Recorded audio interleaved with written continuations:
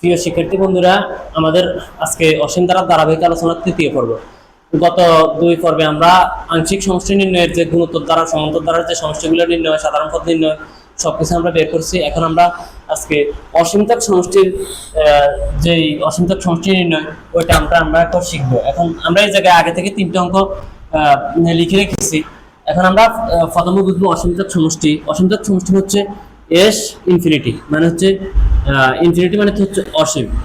এখন আমাদের পরবর্তীতে যদি অসীমতক সমষ্টি নির্ণয় করতে, তাহলে আমাদের প্রথম কথা হচ্ছে, এক নম্বর শর্ত হচ্ছে গুণোত্তর দ্বারা হতে হবে। এক নম্বর শর্ত গুণোত্তর দ্বারা। দুই নম্বর শর্ত হচ্ছে যে আমাদের সাধারণ অনুপাত আছে ওইটার মান হতে হবে -1 থেকে বড় এবং +1 থেকে ছোট। এই রেঞ্জের ভিতরে যদি আর এর মান হয়, তাহলে আমরা ওই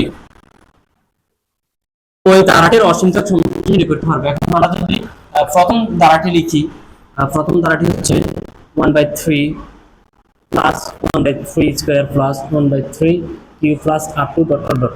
এখন এই জায়গায় প্রথম পদ হচ্ছে a সমান হচ্ছে 1/3।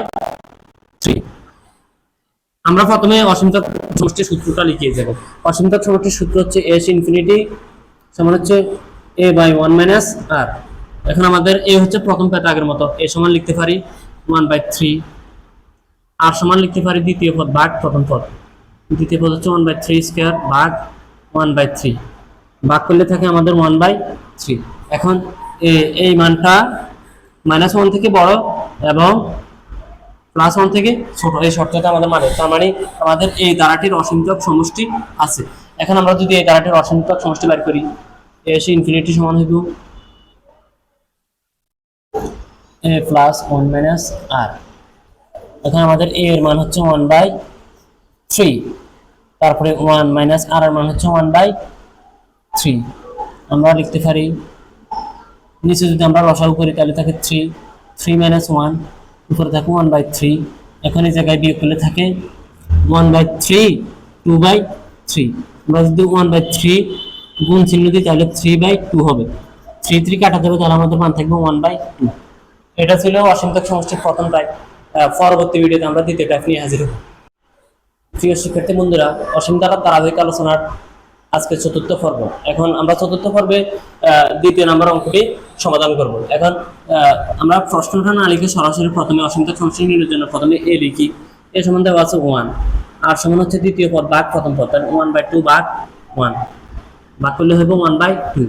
এখন অসীমতক সমষ্টি থাকে যদি আর এর মান -1 থেকে বড় এবং +1 থেকে ছোট হয়। এখন এই শর্তটা আমাদের ফুলফিল হয়েছে, তাই আমরা এখন লিখতে পারি -1 থেকে বড় +1 থেকে। সুতরাং এই সমীকরণটিরও অসীমতক সমষ্টি থাকবে। এখন আমরা লিখতে পারি s ইনফিনিটি সমান এর মান হচ্ছে 1 - r হচ্ছে 1/2।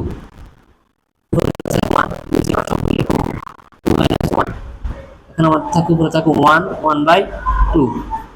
যদি আমরা 1 লিখি, ভাগের পরিবর্তে গুণ দিলাম, তাহলে মানটা উল্টে যাবে, 2/1 হবে। তার মানে 2 একে 2। এই অঙ্কটির অসীমতক সমষ্টি হচ্ছে 2।